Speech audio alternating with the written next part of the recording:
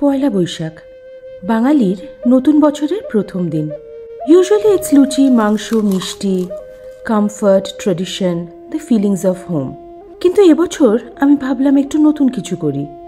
Replace নয়, just to explore, to blend.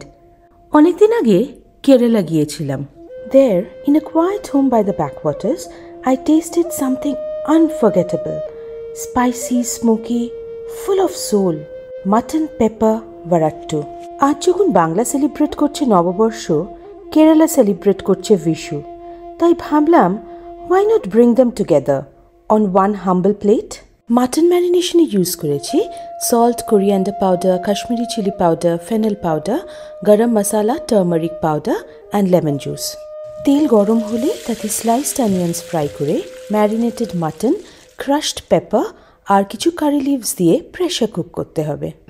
কেরালার black পেপারের ওয়ার্মথ আর বাঙালির মাংসর ভালোবাসা এক প্লেটে যখন মিলেমিশে যায়, তখন শুরু হয় এক নতুন গল্প।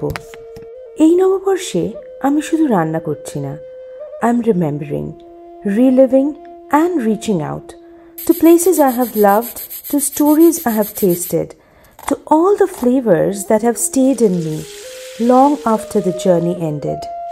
এবার sliced shallots, crushed pepper, ginger garlic paste, curry leaves ভালো করে ফ্রাই করে নিয়ে তার মধ্যে কুকড মাটন অ্যাড করে গ্রেভিটা ড্রাই করে নিলে রেডি হয়ে যাবে মাটন পেপার ভারাট্টু।